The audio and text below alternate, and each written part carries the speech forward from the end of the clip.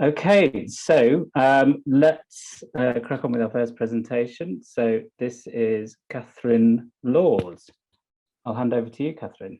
Hi, thank you, Richard. Hello, everybody. I'm going to share my screen for a presentation, some slides first of all, and then we'll watch something, and then I'll talk a bit more after that. So let's see if I can get this right.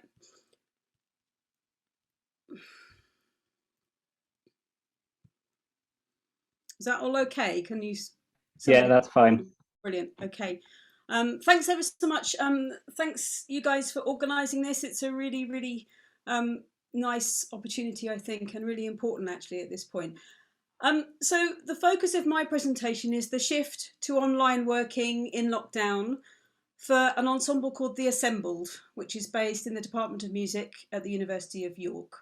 And I'm going to quickly explain what we do anyway, what we've always done in the past and why, to situate our work so that you have some understanding of what we were doing prior to the pandemic.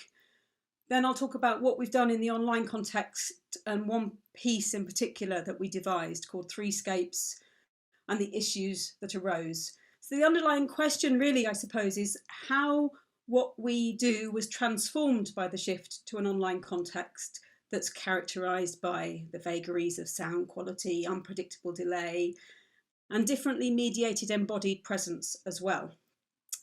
So first of all, a bit of a background to The Assembled. It was formed in 2011, and the aim was to provide a context for students from undergraduate to doctoral level to explore collaborative processes of creating new experimental performances. So the group usually devises material collectively, or sometimes it works from open scores, finding and developing sounds, structures and interactions that offer players considerable freedom in performance. I'm going to show you a few images from kind of past performances as we go along, just so you get some idea. So yeah, okay. So there's no specified instrumentation. The lineup results from the membership, not vice versa. So one of the creative challenges is always to work with whatever combination of instruments arises. And in addition to Western orchestral instruments and voices, over the years, we've had all sorts of instruments: an accordion, a Chinese erhu, Javanese rebab, Northumbrian pipes, melodica, toy piano, Indian harmonium, Thai instruments, Nepalese sarangi, acoustic and electric guitars, of course, and live electronics. And the personnel has been quite international and certainly very diverse in musical training and performing experience. Importantly, everybody in the ensemble plays, so there's no conductor or external rehearsal leader of any other kind. One or more members of the group might sometimes take more of a lead, instigating a project or providing initial compositional ideas, but always from within the group, so already a participant. And in rehearsal, all members contribute through processes of group experimentation and discussion and review, and that often includes group review of audio and video recordings of rehearsals that we integrate into the sessions. Finally, attention is always paid to the relationship of the ensemble to the space of performance. So its physical context, its wider context, and the audience as well. So that might involve physical movement sometimes, or developing aspects of instrumental gesture, considering how we play, our positioning relative to one another and the audience, and also any movement. And all of that is in support of musical aims, so it's part of the content of the work. So overall, we have both aesthetic aims and pedagogical aims, really. Some overlap, some differentiated. And overall, our work, I'd say, has a kind of interrelation of what we might call participatory and presentational forms of music making. Aspects of the underlying rationale and the working practices we might kind of situate in relation to three different existing contexts. So I'm going to briefly talk about these to finally situate what we do. So the first of these is the kind of lineage of experimental music ensembles. I'll only touch on this briefly. But in some ways, The Assembled builds on the approaches of other experimental music collectives who have aimed to operate somewhat democratically, such as the UK's Scratch Orchestra, formed in 1969 and defined as you can see, hopefully, a large number of enthusiasts, that's word's important, I think, pooling their resources and assembling, I've added the emphasis, I've put emphasis added, but it's gone from the quote on the screen, hasn't it? Great. Well, assembling, because we're called the assembled, for action, which means music making, performance, and edification, apparently. So the Scratch Orchestra, of course, along with all of those others that emerged in the 1960s and 70s with broadly similar ideologies and democratic ideals, has, of course, influenced not just subsequent groups. We might think about London Musicians Collective, Contemporary Music for Amateurs, etc., but also the broader field of participatory and community music making, improvisation and composition. And that democratic model, with ensemble interaction as a kind of form of socio-musical practice, is important for the assembled. At the same time, we operate somewhat differently to a lot of experimental music and improvisation ensembles, partly due to the processes we use to develop the work, which is often cycles of action and reaction, playing and reviewing, and also through the focus on the physicality of performance and the relation to the space or context of performance. So that's the kind of first context. The second is really a focus on embodiment. We might contextualise this in relation to Jenny Walsh's idea of the new discipline. So in 2016, she wrote that many composers are, quote, finally willing to accept that the bodies playing the music are part of the music, that they're present, they're valid, and they inform our listening, whether subconsciously or consciously. Often, though, I would say this operates as if through the performer's body, so primarily still from a composer-director perspective. There's nothing wrong with that, of course, but we attempt in the ensemble to be a little bit more flexible with roles, involving all members in the creative decisions. And the presentational, choreographic or spatial performance elements stem for us from musical and interactional matters. So it's a kind of bottom-up process. It's not imposed conceptually from on top, which of course would be the alternative way of working. So those things, those visual, spatial, performative things, are usually ways of externalizing or emphasizing things that have developed implicitly in the musical materials and relationships. So overall, the work of the ensemble diverges from much experimental music practice in its collaborative development and devising processes. Broadly speaking, we tend to work either from an extant score, which is never a fully notated score, always open in some way, whether it's graphic, instructional or verbal, semi-notated. And scores are often a starting point only. So we often realise a score and then work with it, diverge from it, develop the ideas, transform the starting points, so on. So we often either do that, or we workshop a musical idea brought by one or more group members, and that might be guidelines for a group improvisation or a snippet of open score. It might be a process, anything that can generate something to get us going, and then that's subsequently developed, sometimes primarily by that composer or player with input from the rest of the group, or sometimes more fully collaboratively. So that embodied side is our kind of second context. The third one I'd say is devised theatre practice. So in combination, what we do results in working processes that are perhaps closer to those of devised theatre, which, as Hedden and Milling discuss, has at its core a process of generating performance through collaboration with no central authorial performance text, even if texts and scores are used along the way or generated at the end. So Mamerkides and Smart propose a definition of devised theatre focused on a certain playful openness to a range of stimuli, to creative risk and experimentation, to the views and inputs of a variety of participants, to change in development throughout the process, even beyond the first performance. And that, I would say, characterises what we do. Likewise, they identify a typical process or the stages of a process, but noting that these often overlap and repeat. And that you can see that on the screen there.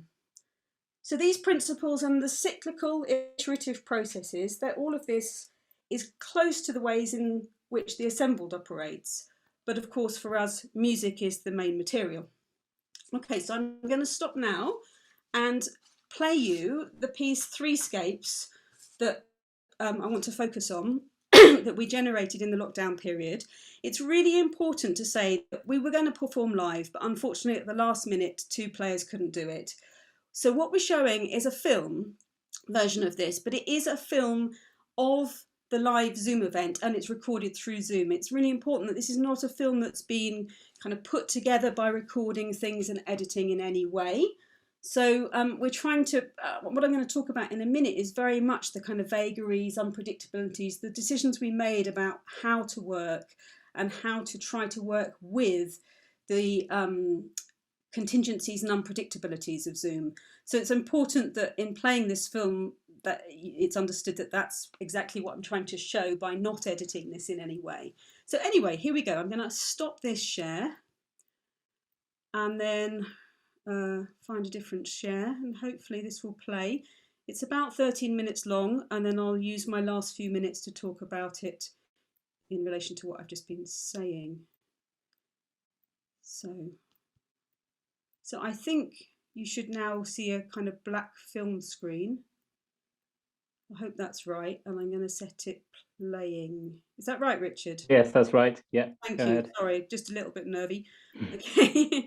All right, and then I'll set it playing now. Okay.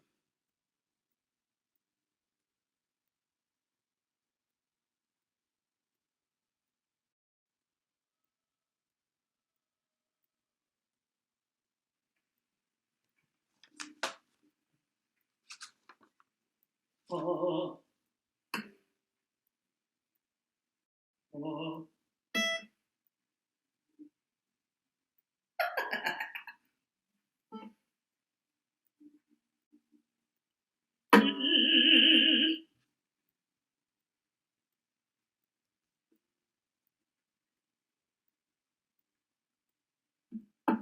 Oh. Oh.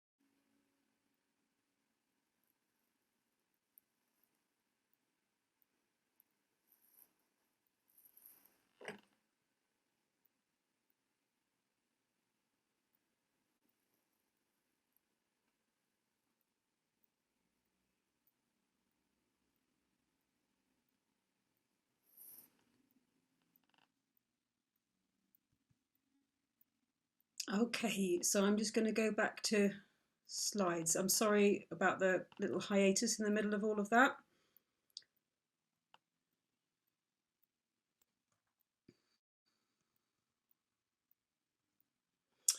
Okay, so with the COVID lockdown, so I think I've got 5 minutes. So I'm just going to talk a bit about that. With the COVID lockdown, the processes I've been talking about obviously transferred online, and we wanted to do that as far as possible. We wanted to continue working, which we do on a weekly basis, and I wanted to see if or to what extent we could replicate our collaborative devising processes. But group members were locked down all across the UK and in Singapore, Italy and Austria, with varying connectivity and network speeds, and my own was pretty poor really. Some members had very limited access to technology, even to workspace, and sometimes even their usual musical instruments. There was no possibility to invest in new hardware or software. So I spent quite a bit of time trying to think about or work out what were the best possible platforms to use. There's lots of possibilities, as I'm sure you're aware, but some can only deal with smaller numbers of players. Some are public only with their larger groups. Given the limitations of bandwidth for many performers, there was no point trying to adapt some of the really promising good new software that's trying to reduce latency because they all required network speeds beyond what we had.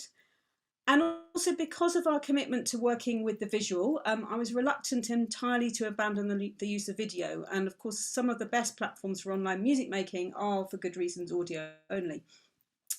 So actually, in the end, we decided to work on Zoom. And that was the main platform to which our institution had decided quite early in lockdown to pay a subscription to facilitate online teaching. So everybody was fairly familiar with Zoom.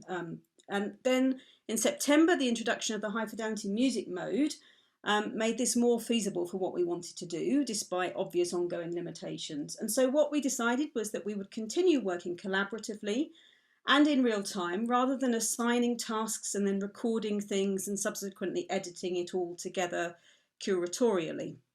So that involved embracing creatively the contingencies of latency, of sound quality and overall connectivity, rather than trying to minimise or conceal them.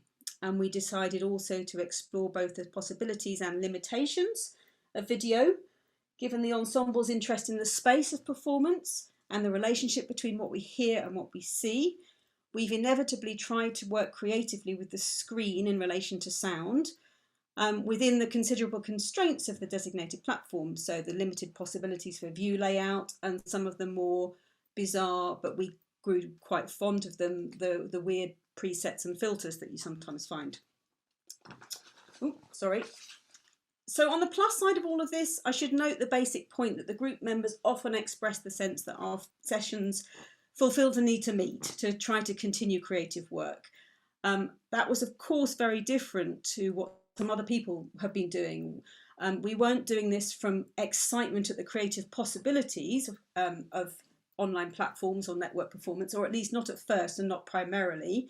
And that perhaps underlines the importance of the group. So whether in lockdown or normal times, almost more significant than what we produce is often the fact of doing it. Just getting started every week was really complicated, took a lot of time. I'm not going to go into that. It's kind of fairly obvious. We kept losing people when you're working in a devised situation where you're generating and sharing ideas. If somebody drops out for a few minutes, you can't just say, oh, we're going from bar 50.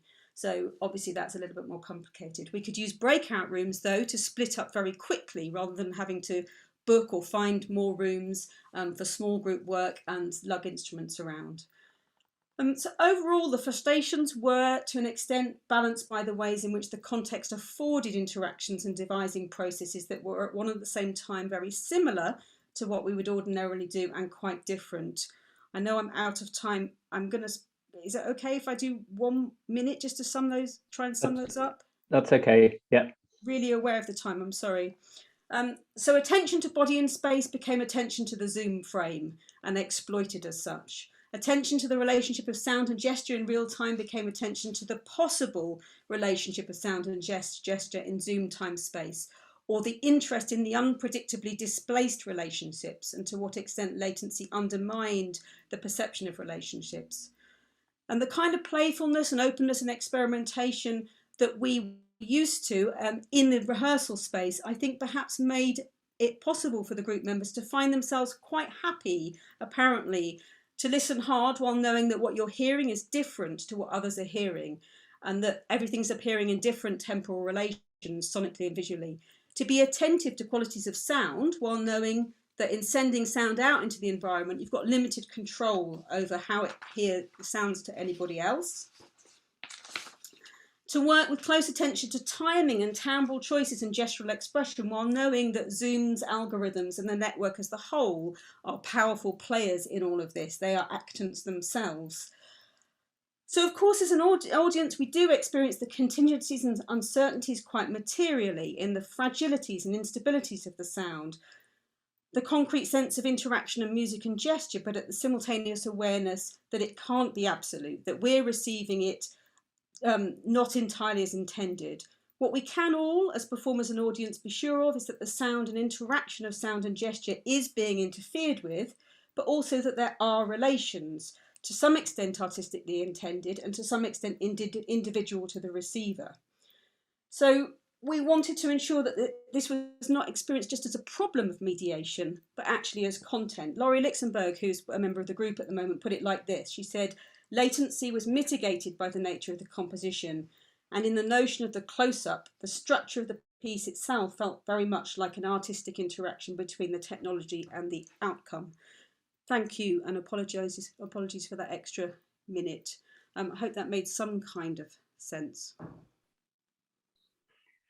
Thank you very much, Catherine. That was an incredibly rich presentation, and it's already provoked plenty of responses from folks. Thanks very much for the comments and questions that are coming in. Plenty to think about there, Catherine. So thank you so much for that.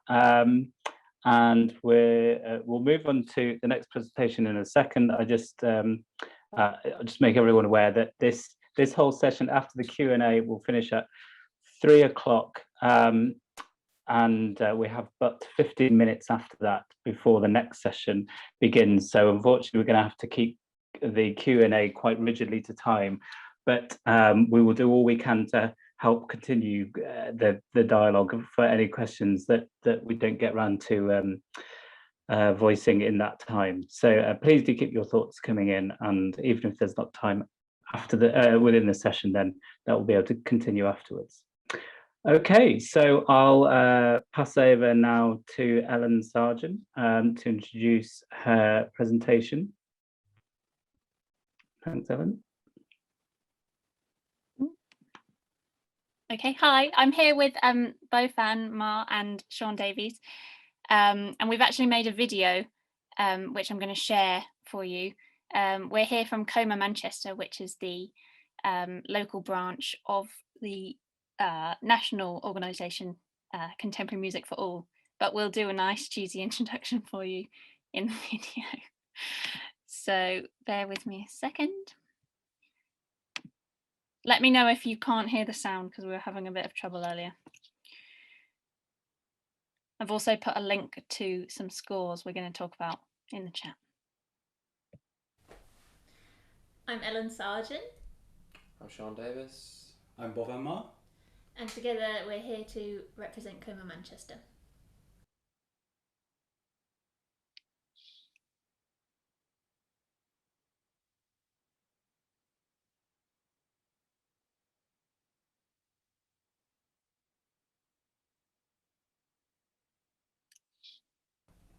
So Coma Manchester is an all abilities community ensemble.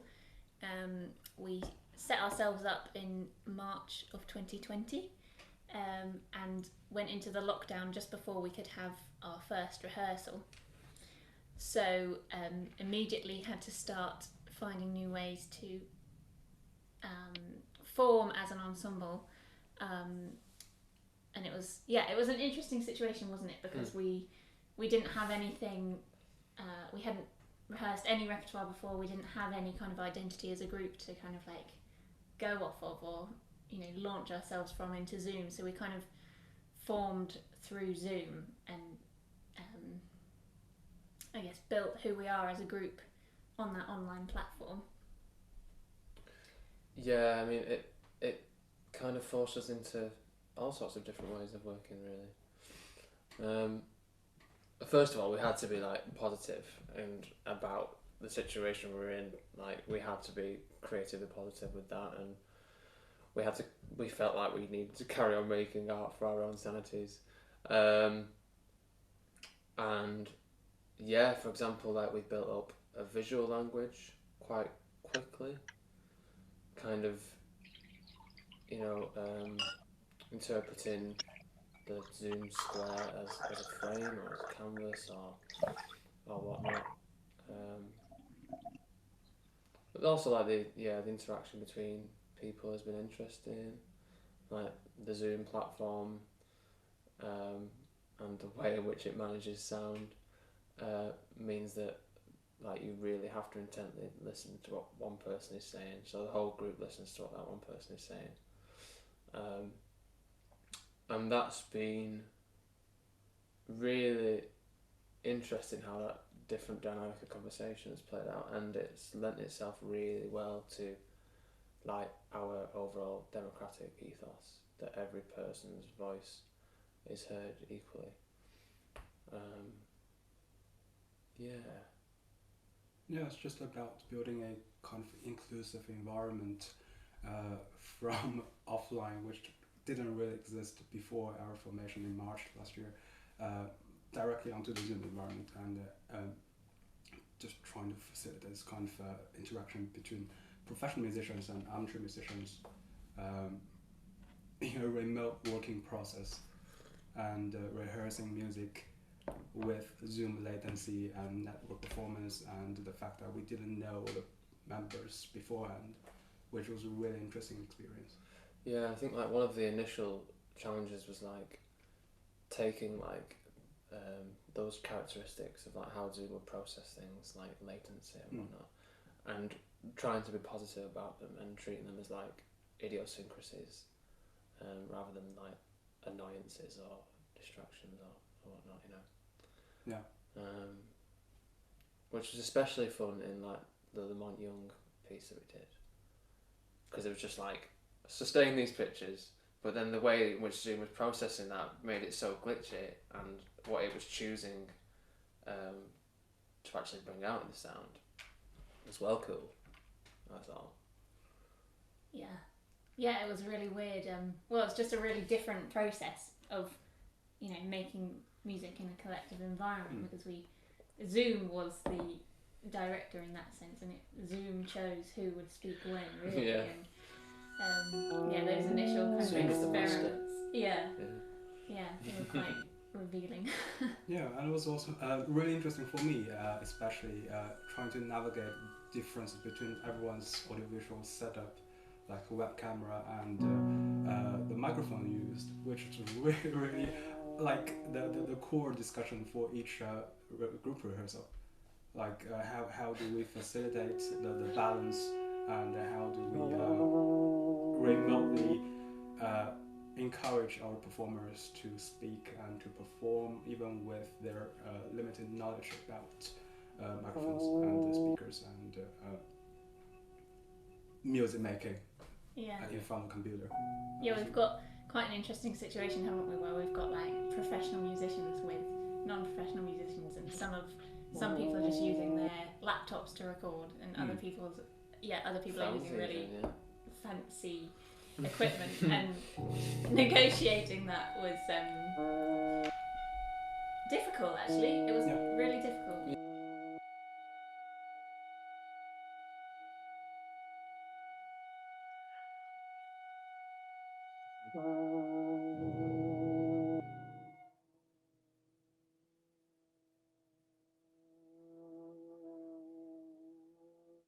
Yeah, we quite quickly moved away, didn't we, from repertoire that you needed to, like, really listen intently to each other all at the same time, and kind of quickly moved on to repertoire that either was structured in a way that just a couple would be kind of playing at any one time, or to kind of, like, get over that messiness. Yeah, absolutely. Yeah, we even tried out that piece with everyone just trying to grab the green square on Zoom, right? And that was definitely kind of confronting this limitation. And that seems like a bit of a watershed moment now. Yeah, it does. But it was definitely the kind of way of building this community over Zoom, like just trying to encourage everyone to play without caring about the consequence, if that's a word, which I think is really encouraging and refreshing for my own personal development.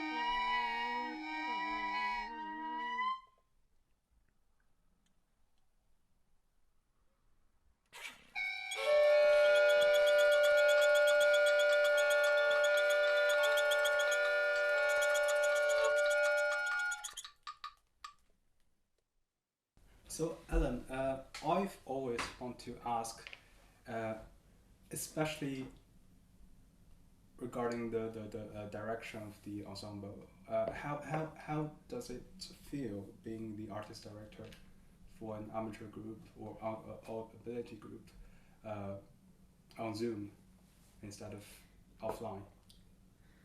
Yeah, I mean, at first it did feel very different to community kind of direction that I've done before, because it was online.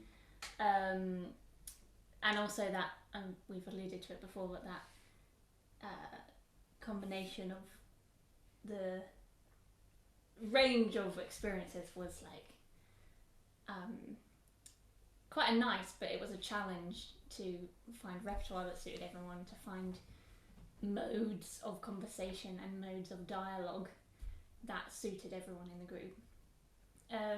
But I personally feel in the end Zoom was maybe quite helpful, because we had to go through this process of because you can't hear on Zoom what everyone's doing, you have to kind of explain what you're doing to each other, and we've ended up with this process where we kind of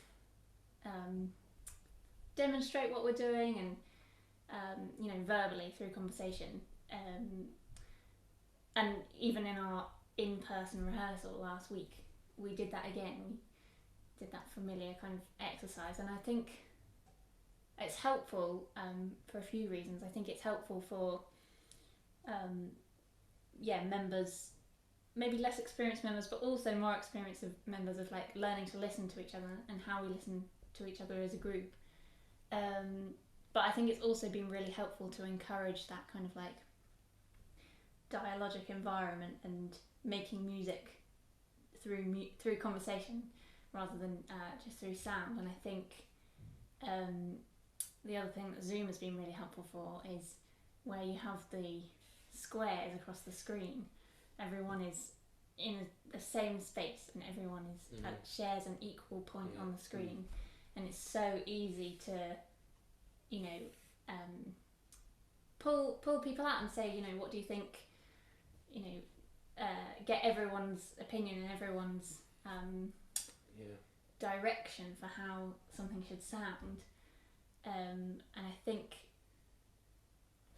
that I've been really aware of the kind of ease of that, and it's something we should try and replicate as we go forward. And definitely. And I would suggest that it was enhanced by the fact that we deliberately looked for text scores and scores or music that can facilitate this kind of conversations to happen inside the Zoom environment. Because loads of times during the rehearsals were just us talking or discussing about different terms inside the page, and how do we interpret them from both a professional musician's perspective and amateur, non-professional musician's perspective? Yeah, basically we've had to find inclusive instructions. Right, we've had to find things that non-professionals can easily grasp. You know, they can quickly grasp that are. I mean, and a lot of these pieces have been written with that in mind. You know, the Fluxus movement. You know, one of the primary ethoses of the Fluxus movement was social inclusivity, and therefore how to instruct to achieve that. Yeah, and I do think as well, like the type of text scores that we've tended to be drawn to are also text scores that are quite minimal in terms of their direction. So it's about the group making a lot of those decisions and calls.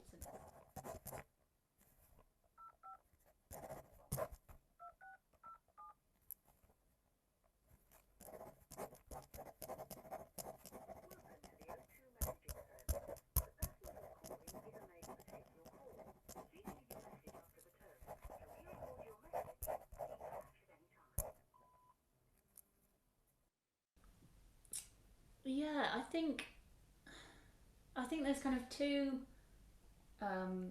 ways that's happened, and one is through what we're actually using to make the music, and then there's that other layer of the product of the piece and the visual and the audio-visual product often is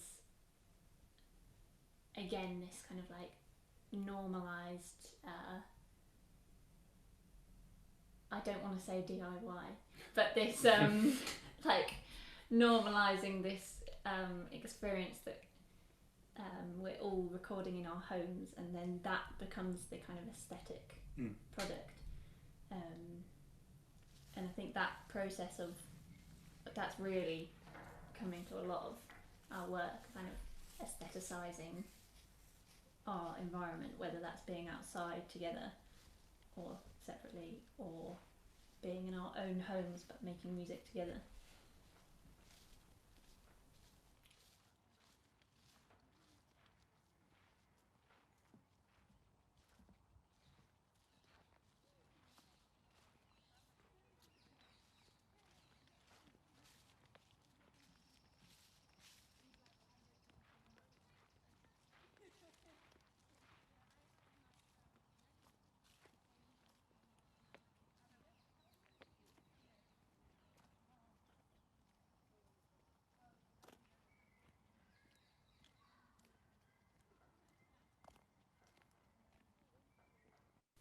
Yeah, so Song for Coma was presented in the RNCM Play Festival, and I asked the group, I was really interested in kind of like eliciting individuality out of the kind of collective. So I was really interested in sounds that the players had like a good relationship with, or sounds or actions that they had a bad relationship with. And I asked the group to do two things. One was to send me remote videos of them doing these behaviours, so making sounds that they hated or sounds that they loved. And I also got them to do things that made them move or made them very calm as well. And then the other thing we did was we took those behaviours and we did some tutty kind of improvisations really, but based on a grid kind of score.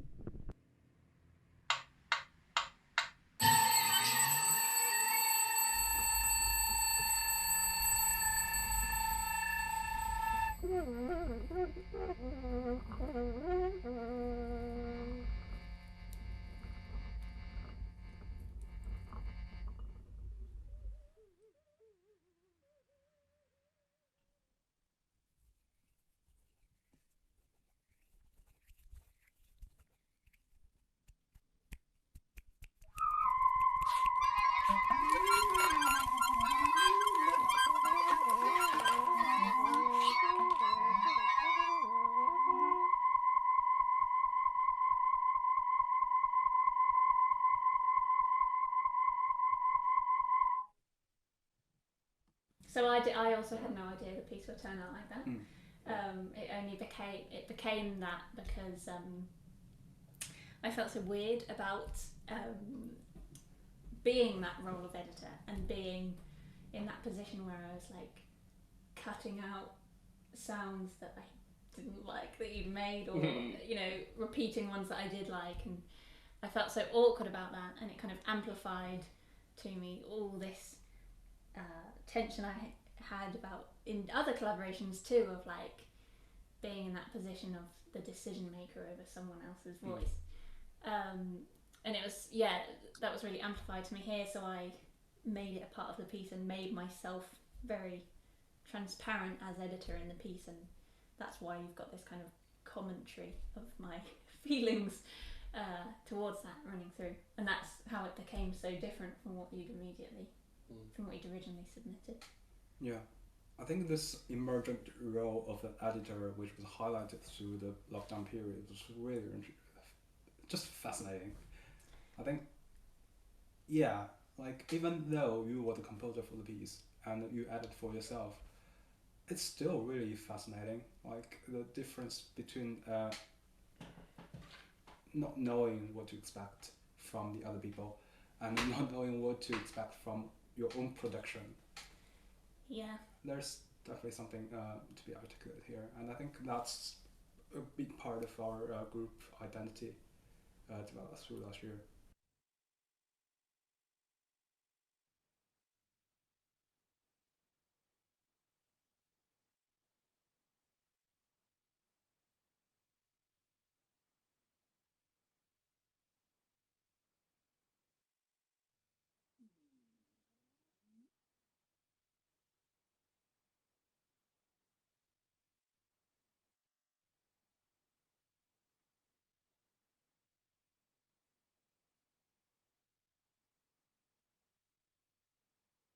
So my piece is a kind of audiovisual collage in which all members produced a silent video inside their home, capturing a kind of discrete, mundane event of a non-human object engaging in a sort of consistent but repeating activity.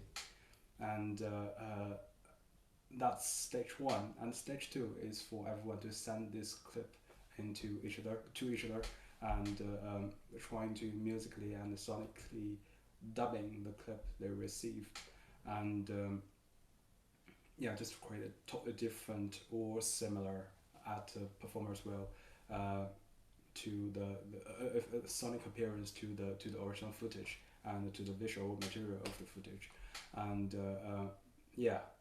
and all these form a kind of audiovisual collage at the end where all the clips just join together and to create this all like really faked and artificial sound world. You know what I mean? Some of them are rather hilarious.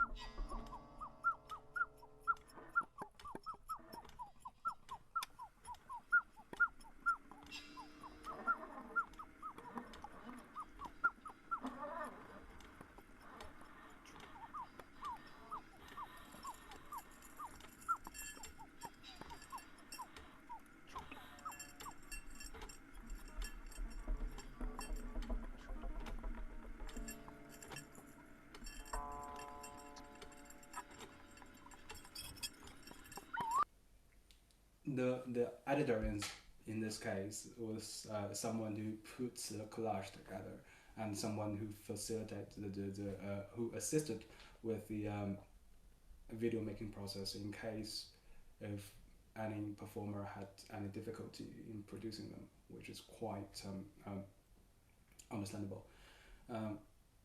So yeah, even though it's not as explicit as in your piece, that role of editor, it's still something not out of my expectation or out of my control as a composer of piece.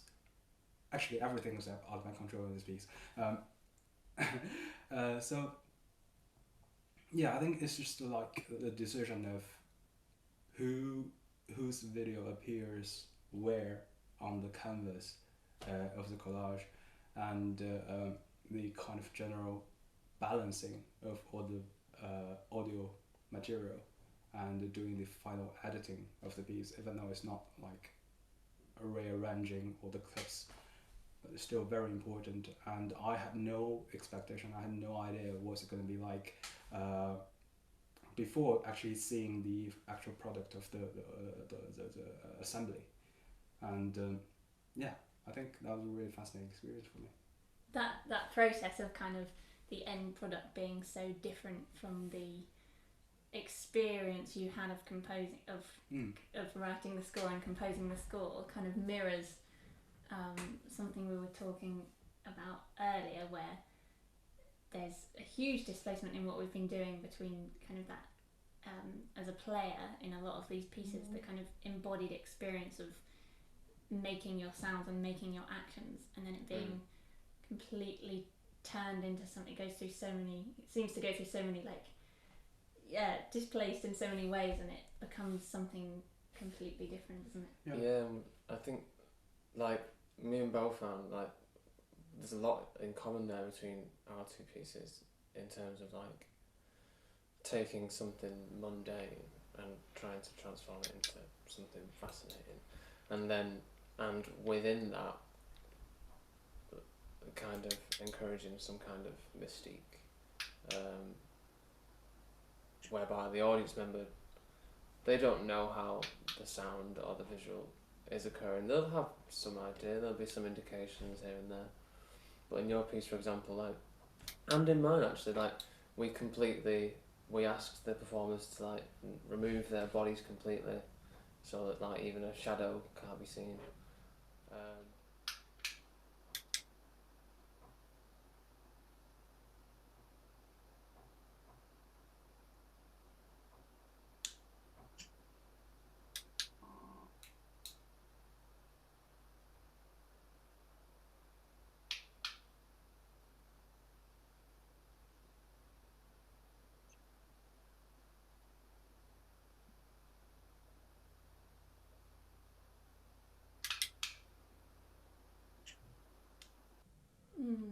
Yeah, so this awareness of the physicality behind performance is something that we've been increasingly aware of, and that was definitely highlighted by the Zoom environment, because we're aware of the bodies sitting behind the computer screen. There's a lot you can hide in Zoom, because it's just, you know, the camera angle is the canvas, right? Is the frame, whatever, you know. Yeah, we did some pieces early on, actually, didn't we, that kind of played with that, where the system of cueing was based on your body language and anticipating when another player might come in. Yeah. But obviously Zoom makes that quite a weird experience, because you can't read each other in the same way you would.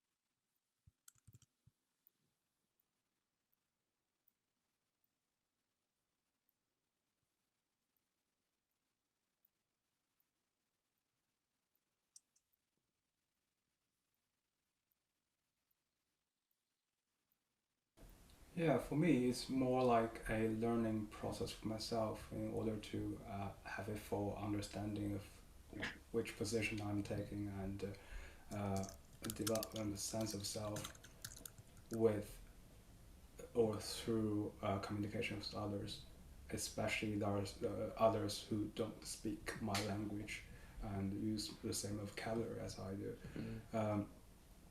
Yeah, so being part of Coma is definitely eye-opening experience for me. Like things I got used to say and things I got used to or I take for granted is something totally different from others' interpretations. And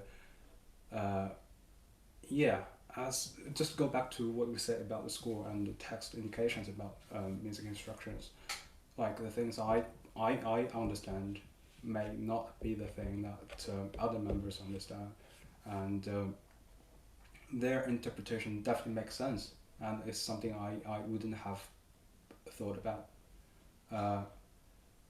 being a classically and a systematic trained musician myself, and that's just really captivating. And it's definitely opening the possibility of being outside of academia and look at my practicing in a totally different perspective. Yeah, I think as well there's a nice opportunity to create. It's not about non-professionals meeting the professionals in that professional space or the professionals meeting the non-professionals in that space. It's about finding that new space together, and it's not in between. It's something completely different, I think. It's about all learning about how to be in that space together.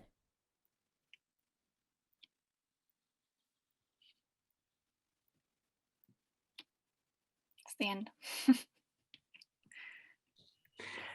Thank you very much, Ellen. Thank you. And to both and Sean, of course, as well.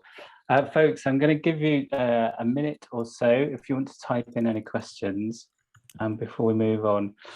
Ellen, that was so rich, so many things to reflect on, and some really interesting relationships with Catherine's presentation as well, similarities, contrasts. Almost like the presentations have been intentionally themed together, but yeah, really interesting. I can confirm that your video editing skills are superior to mine, but I felt like I was in the kitchen there with you, so thank you so much for that.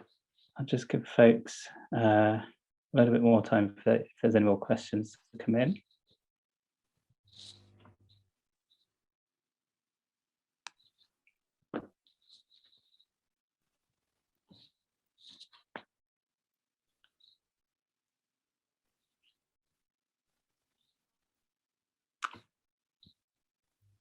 Okay, so Alan, both and Sean, thank you very much. We'll return to you in the Q&A after Peter's presentation. So I will hand over now to Peter Nagel, whose presentation is going to include participation from us all. So Peter, please do take it away. Hello.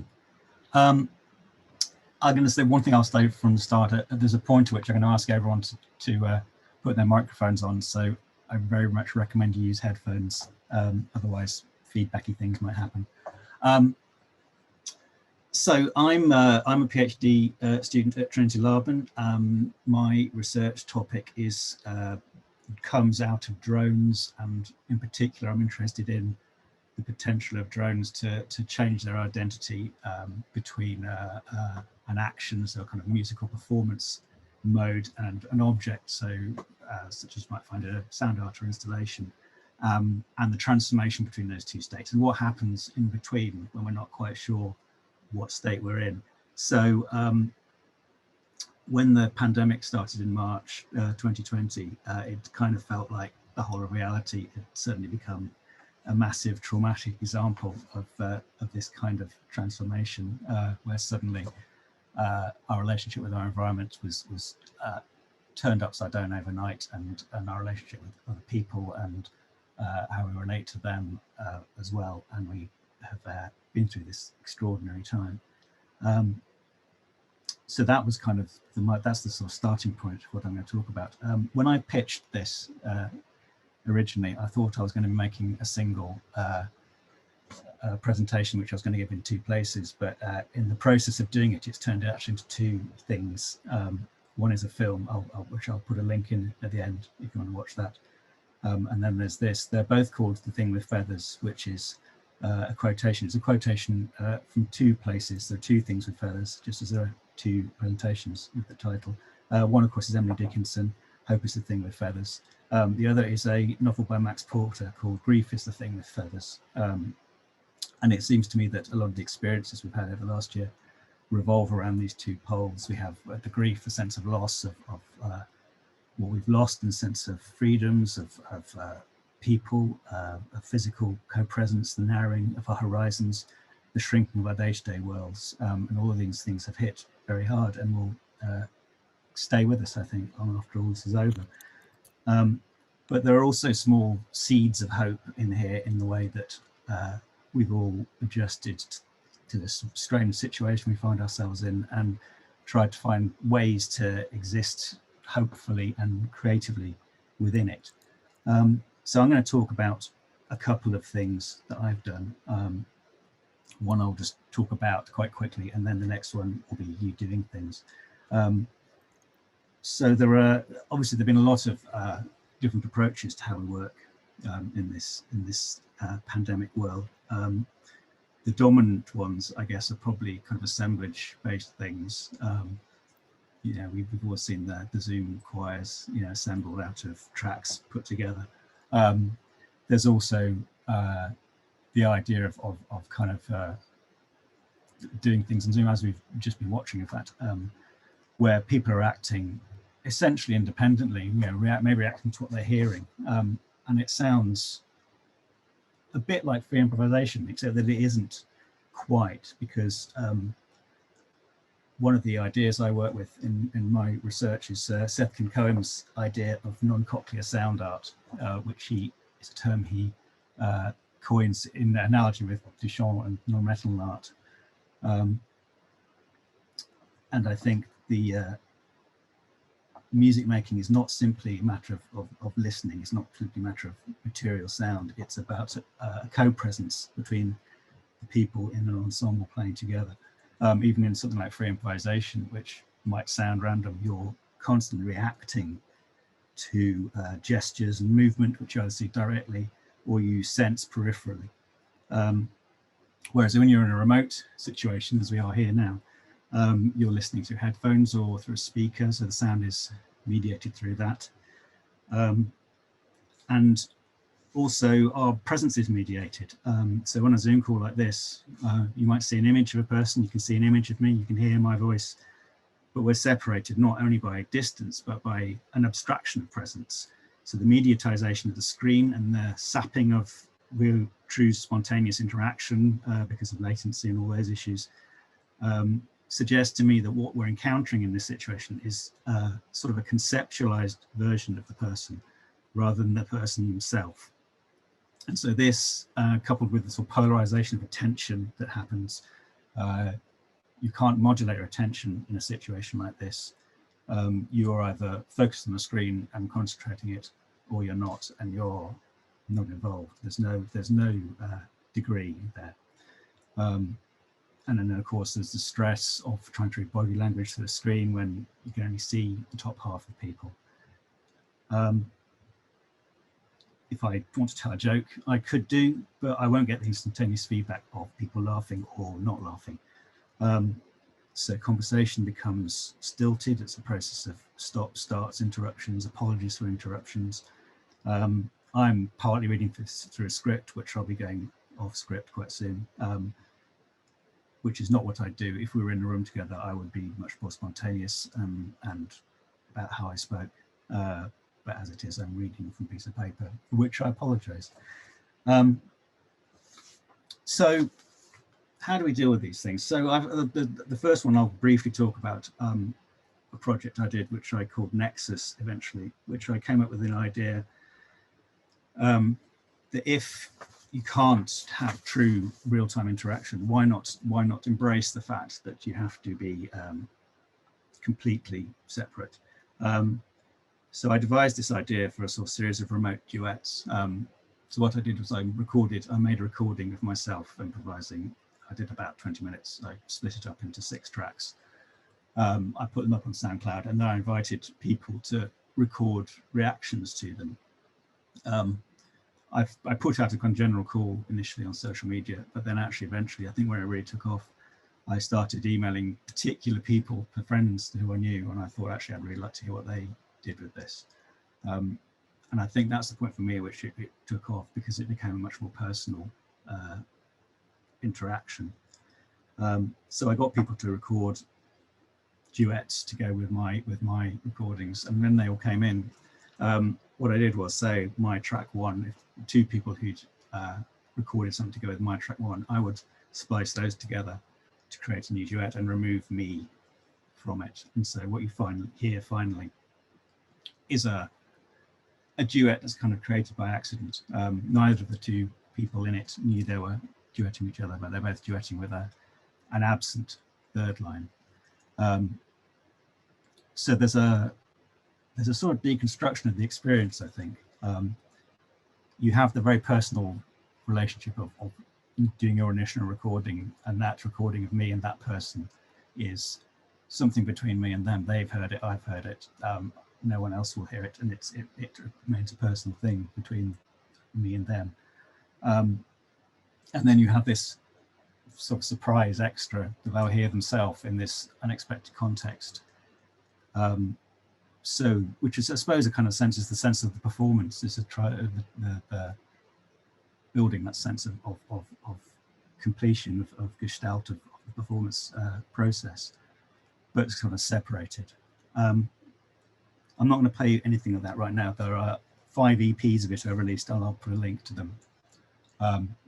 Sophie has just put one of them in the chat, but I'll go and have a listen to them. There's some really interesting results, and one of the interesting things as it went on was thinking of other people to ask to bring slightly different sounds in. So yeah, so that was one. So that was kind of going to one extreme and saying, right, let's do this entirely recorded, entirely separate, and just completely let go of the idea of live performance and kind of co-presence. But of course, that's niggling desire that remains. And I think one of the things of doing that project for me was, especially kind of as it became that personal thing started to come through, was a sense that this is the important thing. It's the community. It's that sense of connection and community. And we've heard a lot about that today from other people who've presented. How do you build a community when you can't physically come together? So this takes me on to the second thing, which is where you're going to get to do things. And I shall shortly take you into a different an app, a web app. But if you've got the link that the Dropbox links that Steve sent around this morning, I'll just copy it into the chat again. There are some kind of short scores. So in a minute, I'm going to ask you all to unmute yourselves. I'm not going to do all the things in this document because they're kind of repeating things that the people have talked about. But I think one thing we always do latency, we all talk about latency, but I always think it's good to actually hear what that is. So the first thing I'm going to ask you to do is turn your microphones on, and then I'm going to count 1, 2, 3, and on 4, everyone just clap once, and we'll hear. So if everyone unmutes now, and hopefully you've got your headphones on, because there'll be a lot of feedback otherwise. So now I'm going to check out, and now I can hear myself coming back, which is very exciting. I'm just kind of excited about that. So I'm going to count 3, and then you clap on 4. So 1, 2, 3. And that is latency. As people have said, there are various apps that's reduced latency to a point where it's more or less possible to play remotely. But you can't have an actual Pardon? accurate. Sean, we're having a thing there. Right, good. I'm no longer. So what do we do? What do we do about this? Well, something that I found is the practice of Gallic psalm singing. I'm going to play a very short bit of music to illustrate what that is.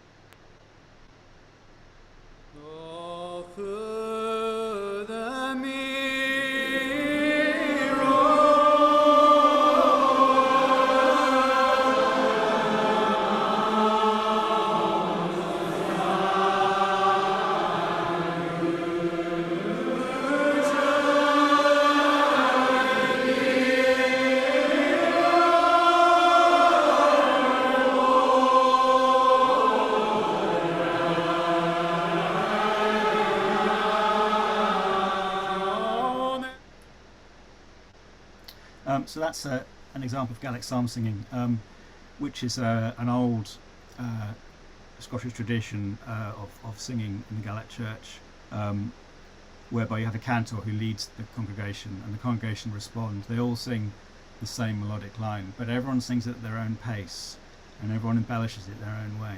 So you get this sort of tide of sound, and you have this connection because they're singing the same thing, but also this individuality, in that everyone sings it their own way, and that's the sound that comes out. And it seemed to me that this way of singing embodies a sense of community made of individuals. So singing the same line, but individuals expressing themselves within the unity of a community. There are perhaps parallels which can be drawn here with Cornelius Cardews' paragraph 7 from The Great Learning. Although in that case, you don't have the certainty of a kind of religious community, but you have the participants beginning as this big, massive cloud of tone. Everyone's singing their own pitch, connected only by the text they're all singing. And then through the process of moving around a space and listening to others, they begin to bond and blend, and the sound rapidly becomes a much more lucid texture as people copy each other's. So the Cardew, in that sense, enacts coming together, and the Gallic psalm expresses an already existing togetherness of the religious community, both have in common a co-presence of people whose individuality and communality coexist. So the looseness of Gallic singing is a deliberate aesthetic decision, whereas of course the looseness that you similarly get online is an accident of technology. Nevertheless, I think that the idea of prizing co-presence over coordination is a model worth pursuing. And the role of singing in all these situations is to create and maintain community. So this is why I've conceived this in terms of singing. If people want to play instruments instead, that's cool.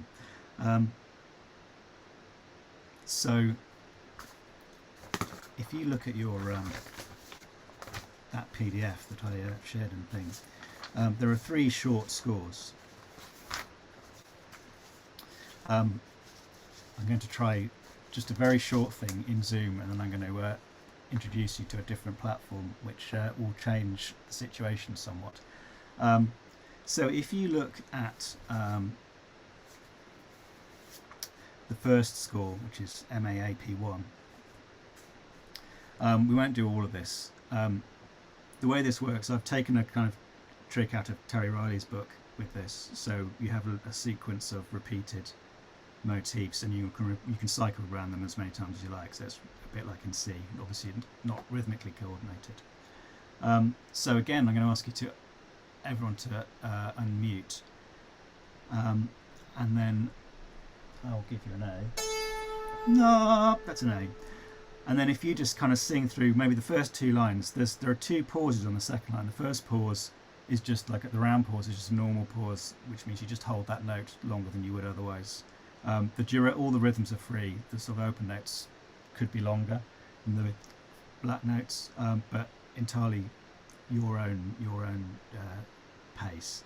And then the square pause at the end of the second line means you hold that until you hear everyone else there. So I did that because I felt we need a point of coming together, a point of convergence to kind of help that sense of a community build, because you have to try to pull the community together because it doesn't exist in your physical presence. So I'm just going to start singing it and join in.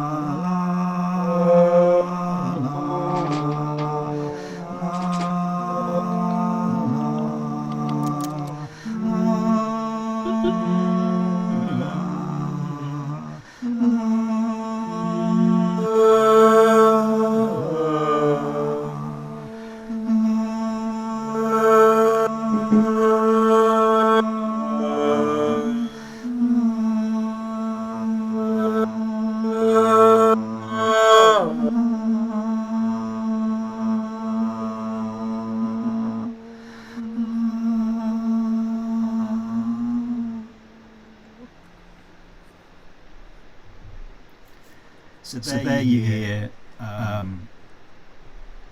the effect. One of the cool things about Zoom is because you have this algorithmic technology which works to give prominence to the main speaker and mute to the people. You get this slightly random cutting in and out of sound, which I think is exaggerated also when you use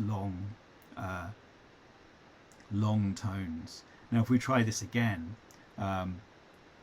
maybe just the first kind of couple, maybe just cycle through those, but just do sort of short, very short notes with a good gap between them. So it's sort of like la la la la la la la la la la la la la la la, like that. So if you unmute and try that, just try that to see how that sounds in comparison to the sustained tones.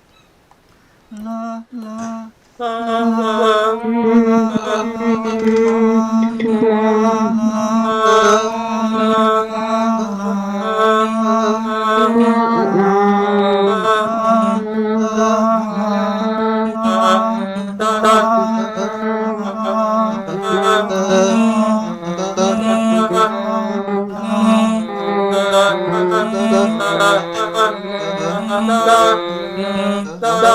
So there you see sort of the contrast of the texture, and you start to hear, by giving that space, you start to hear more of what other people are doing. So this is the kind of way we start to work with the environment we're in, rather than trying to battle against it. So I'm just to finish, I'm going to take you into an online app called High Fidelity, which has nothing to do with high fidelity sound on Zoom. It's a spatialized audio app, and I think it makes life quite interesting. I'm going to put a link into the chat. Before you go there, I'm going to say two important things. It's designed for Chrome. I've tried it in Firefox and Safari, and it works in those. Other browsers I don't know about, but we'll see what happens. Make sure you're muted on Zoom, otherwise you'll get a kind of cross thing. Headphones again, otherwise you'll get a lot of feedback and bounce back. So when you go to this link, which I'm just about to post, you'll get a kind of little screen of a sound test. So you should hear a kind of a stereo sound, and then once you're in that, you'll go into this environment, and I shall see you there. So if you just follow that link in the chat, and hopefully you will appear. People will start to appear in this thing.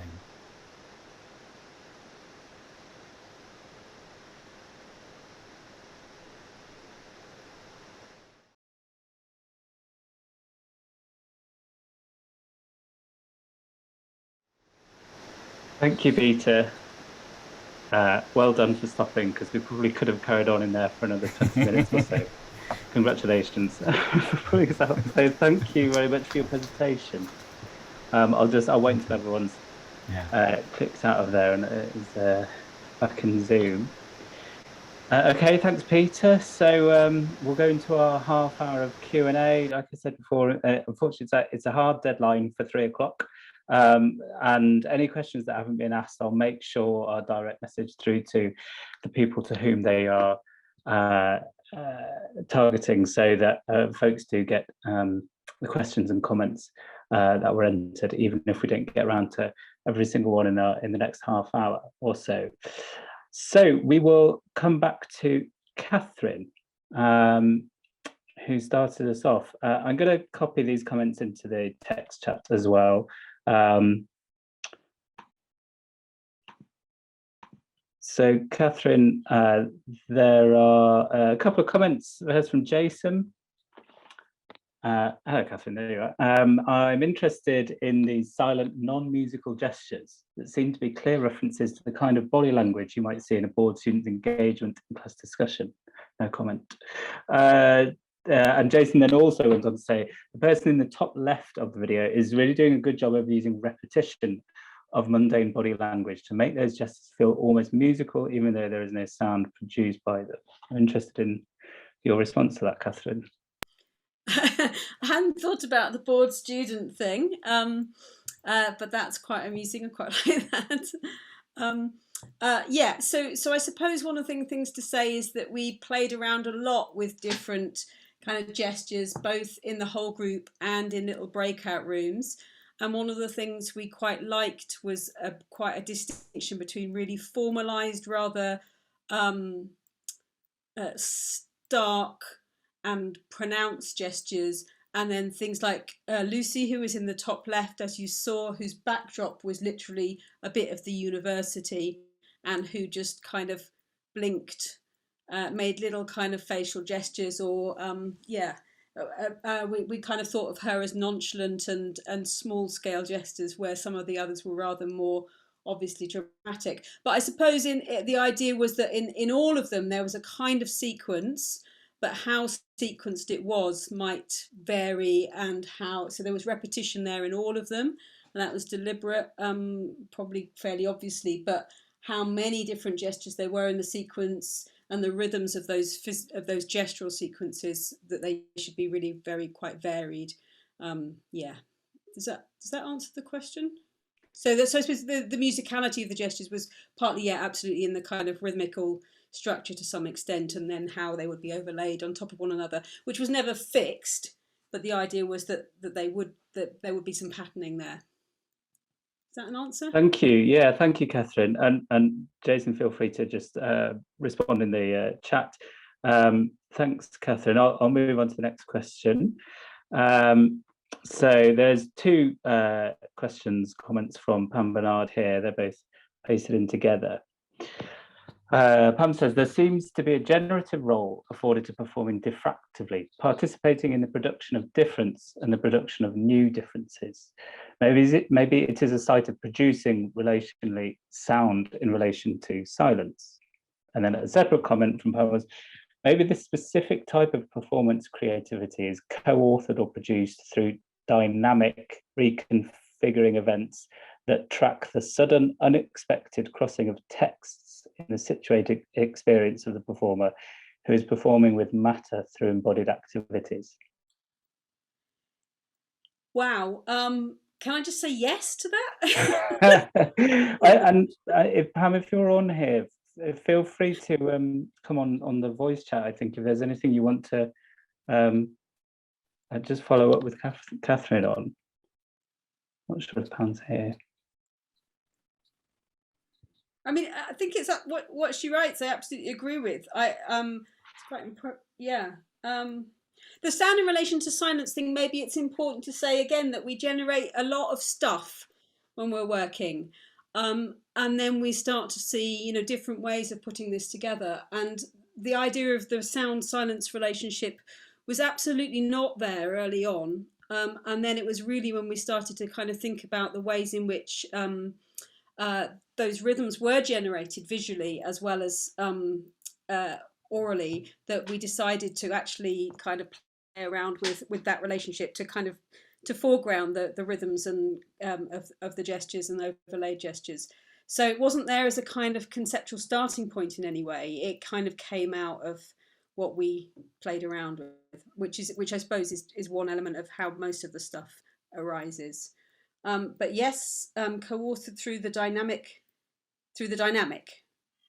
Absolutely, definitely, yeah. Yeah. Okay, thanks, Catherine. Yeah, there's plenty to kind of chew through in those couple of comments. Next, I'll keep pasting these questions in. Great question from Neil Farwell. Given the educational setting of what you're doing, the aspect of embodiment here seems so consciously engaged as opposed to self-consciously is very powerful. In a student group, how do you foster this? Does the group have overlapping membership year to year or new each time? Is there a kind of mutual mentoring? So yeah, it does have overlapping membership. What we do is we let people stay basically for as long as they want, and then open up new spaces. There's more in the group than those 9 who performed that piece. That piece ended up as 9, as about 14 usually in the group, and overall in that period there was. So some of those people have been part of the group for actually a couple of years. Others are completely new, and they range from a first-year undergraduate to writing up a doctorate. Which is quite important, I think. And of course, and some of our practice research doctoral students are themselves quite, professional practitioners. I mean, that's how Laurie Lixenberg comes to be in the group. She's doing a doctorate with us part-time, but as many of you will know her as a professional performer.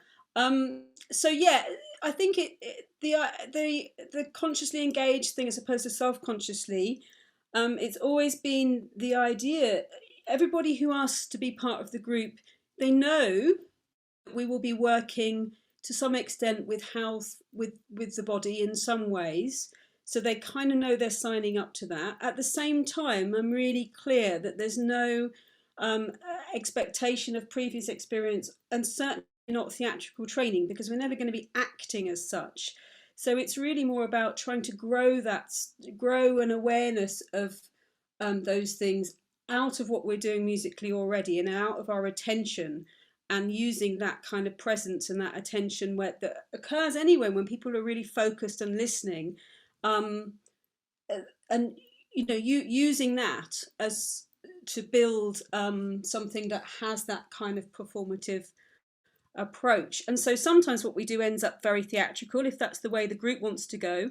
Other times it's really just more about a kind of attention to just details of where one is, how one sits, how one stands, where one looks, those kinds of things, and then just shaping that a little bit in the hope that people kind of transfer that generally into what they do, and also that they feel able to kind of develop that without this sense, oh, you've got to be some kind of theatrical performer, because that's certainly not what I am in that sense either. In that respect, again, it has more in common with aspects of some kind of contemporary devised performance, again, where people are not necessarily acting roles, but are actually just finding ways to be present on stage, I suppose. I don't know if is that okay, Neil? Brilliant, thank you. Yes, lots of things to think on there. Thank you. Yeah, thanks, Catherine. And I mean, my response to Neil's question was yes. The how assured they look carrying out some of these gestures and confident. And I think Neil's pointing towards the fact that obviously some of these students are new and they've joined the university in these times where they've not been in a physical space together. So I think it's really quite something special, Catherine, that you managed to foster with them. Grant, I'll come to Rachel's question in a second, but Grant comments the relationship with visuality, collages, and film or things being presented filmically seems to be an emerging theme, which I think is something we can come back to perhaps in all the Q&As, because it's really interesting to see the format in which folks are choosing to present film and videos here. Rachel's question, thanks for sending in through, Rachel. I'll read the recent question. It says, towards the end, is the electric guitarist, so I think it was the latter guitarist, playing the bodies of the person with the hands and the person showing their face or other stimuli? He seemed to be concentrating on a visual. It's a kind of very pertinent question, because that was one of the things we played around with in the little groups. Like, were we working to patterns and rhythms, or were we responding to cues? And in fact, if I remember rightly, so we tried things all sorts of different ways. In fact, if I remember rightly, in that section of the piece, in fact, no, the guitarist is not playing to the face. I think it was, wasn't it? Playing to those bodies. He is not in the sense of being cued by them, but he's in his own little kind of pattern. There was a sense of how that might relate, but only very loosely. Whereas ironically, in the very first section, actually they were working to Lucy with the nonchalant little gestures as they were playing her gestures. But the depending, of course, on all these latency things and all of that, that becomes more or less apparent, and actually really wasn't so apparent. So there was a kind of combination of playing from the gestures or playing rhythmically in relation to patterns in that piece. At one point we thought, are we going to do this or are we going to do that? Are we going to use each other as scores, or are we going to actually just have a sense of patterning and rhythm and try and keep beats, knowing that those will be disrupted by latency? And we decided each little group within the group would decide for themselves which of those they wanted to do. Great, thank you very much, Catherine. That's really a great response. Okay, thank you. Let's move on to Ellen. Sorry to be rushing these three folks. So Ellen, Beaufan and Sean, thank you again for your presentation. So we had some comments early on. Andy Ingerbell saying, I like this conversation format very much, I think based around the three of you at the table. Jason Z and Sophie, it looks like they're going to buy your next album when you release it. So you've got some fans there already. Let me paste in a couple of comments from Pam Bernard again, because I think the use of hyphens is important to see, which I won't be able to replicate verbally. So Pam says, loving your work, Ellen. There seems to be a divestment of mastery as part of the assemblage and a diffractive approach to performance practice. Interesting to see how the performance of sound and silence making interrelated and affecting each other instead of transmitting canonical knowledge. This seems to be interaction in making with, a kind of reformulating of the performer's relationship to music and to each other. And then in a separate comment, Pam said, Ellen, you speak of ordinary processes, which were amplified as extraordinary sound making with. Any responses to that? Prompt any kind of responses from any of you?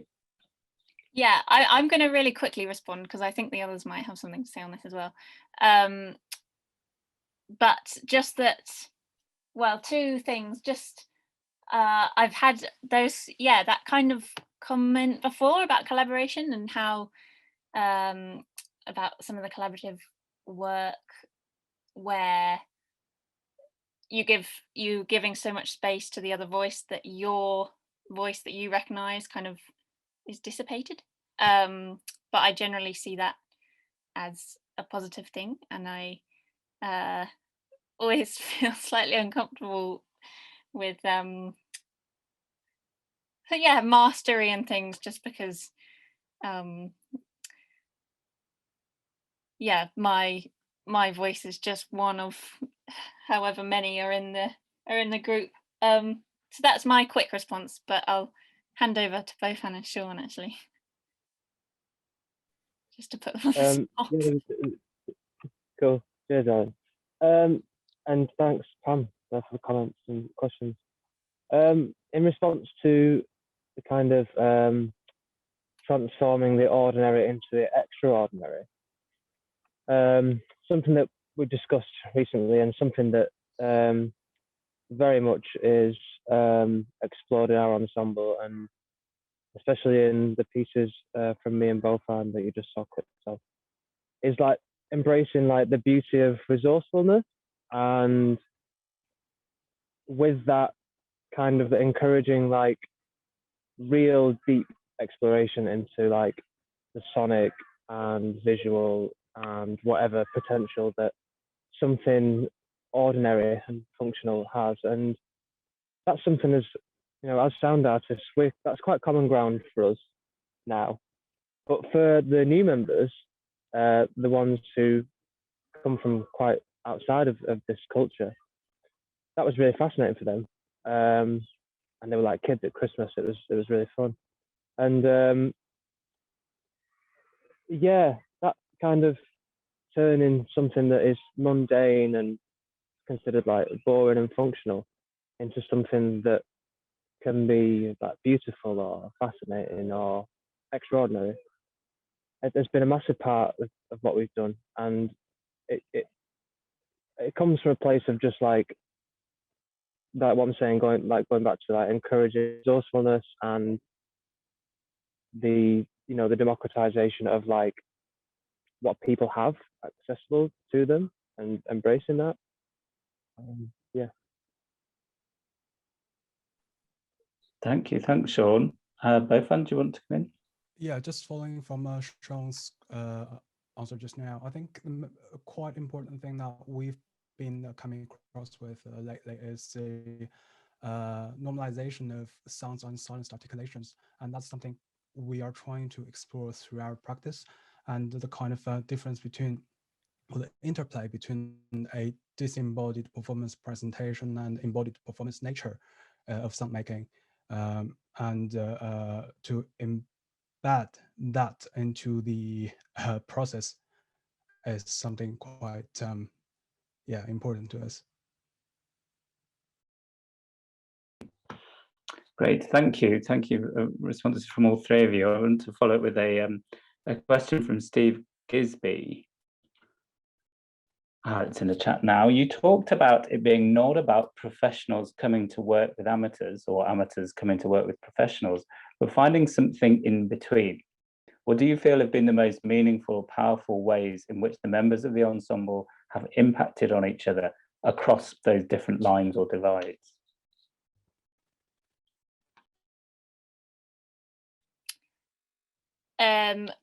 One of the things I've loved the most is just how having such kind of diverse perspectives in the group brings such different kind of conversation to the conversations I often have in other social groups of work. Bofan, Sean?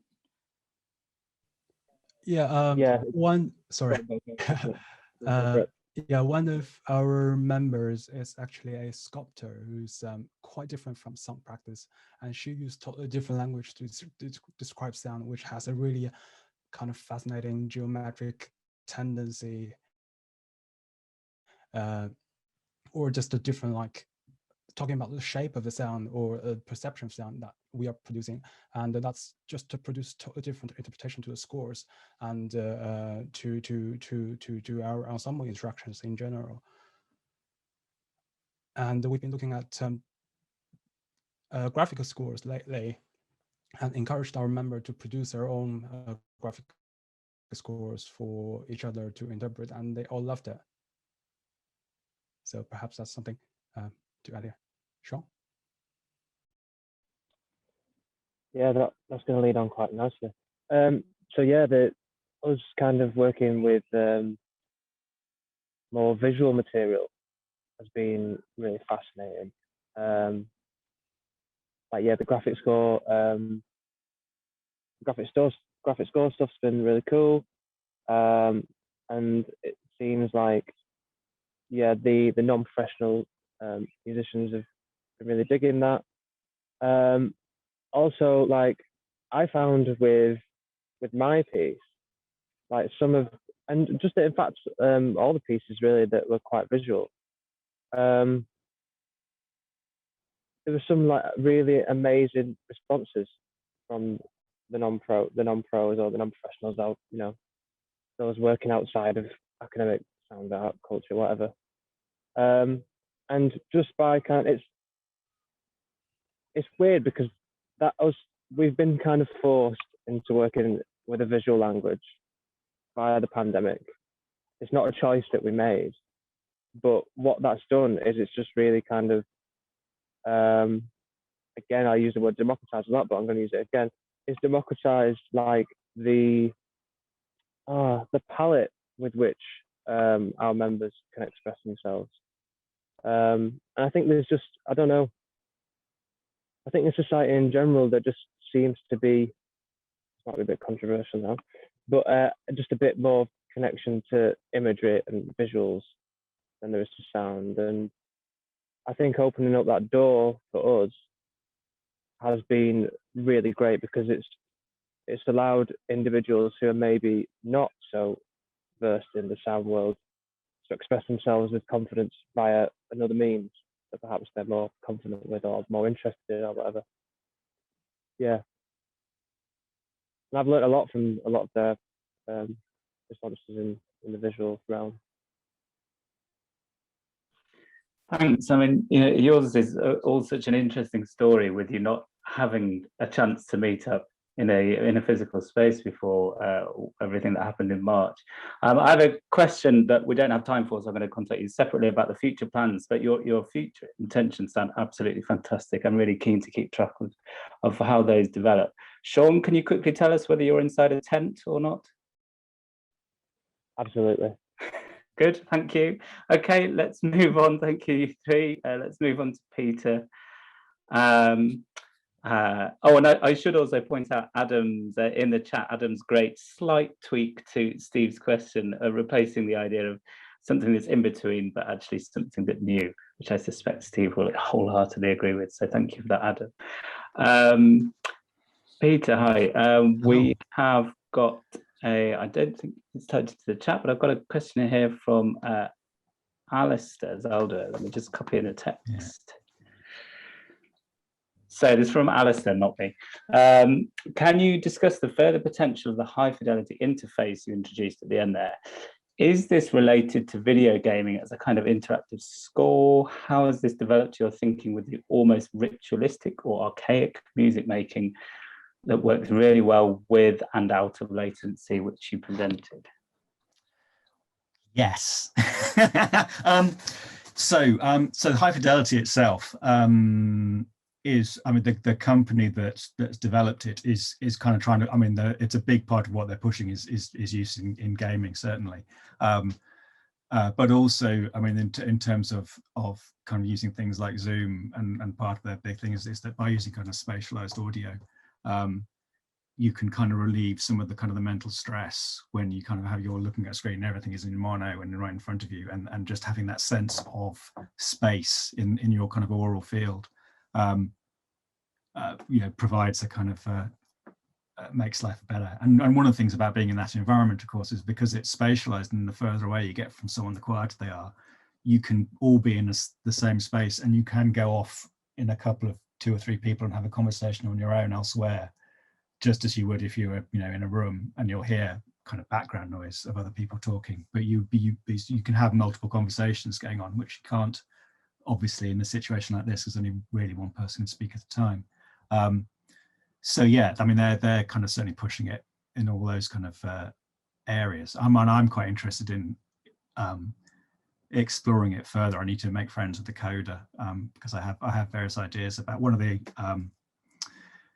one of the interesting things I've been thinking about with all this sort of technology which we've been using is how do we use it when we get to the stage when we can go back into the world in a kind of relatively normal way.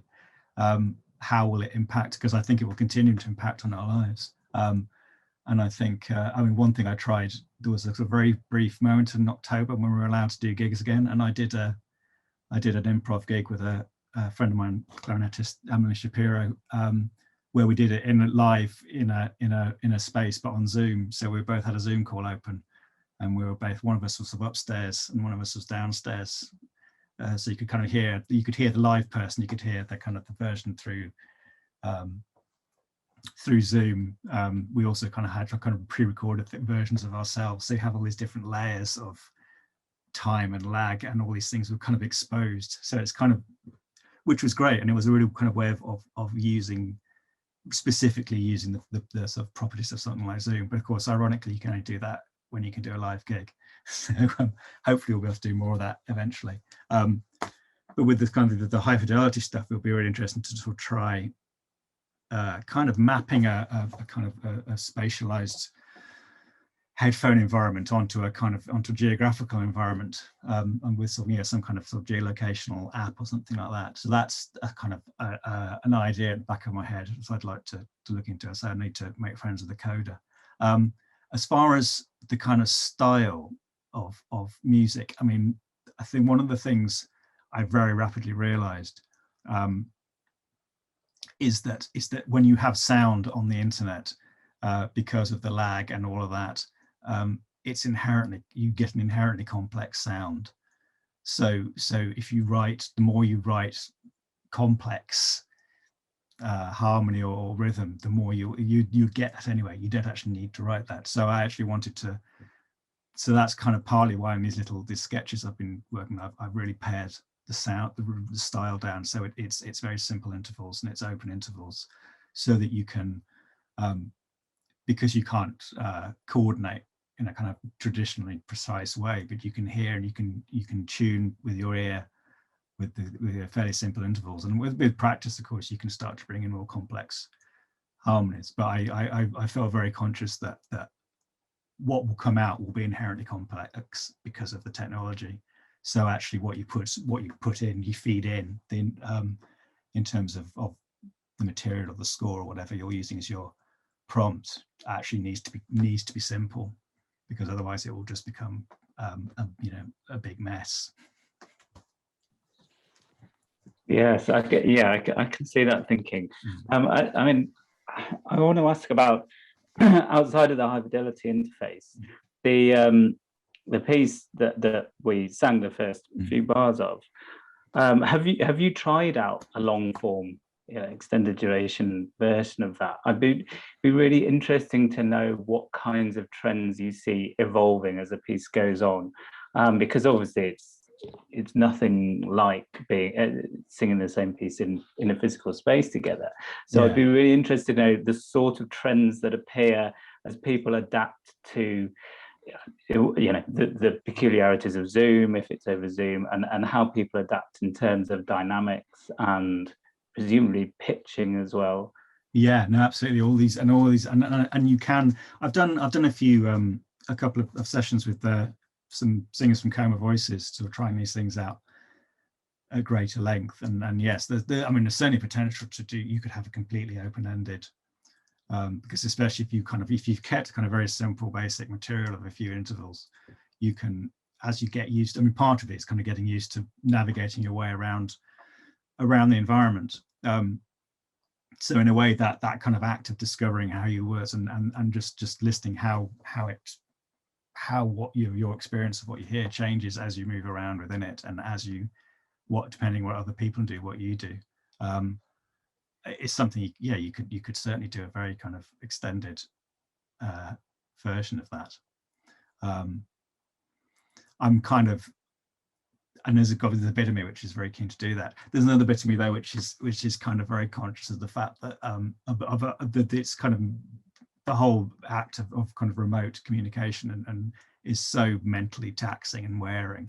But I mean, I think we've probably all had that experience at the start of the first lockdown, where you end up in back-to-back Zoom meetings all day and you're just exhausted. And I kind of, one of the things I had to kind of make a very conscious effort to do as things went on was to refuse meetings back to back and to say, no, I'm you know, I need to have, you know, screen break time.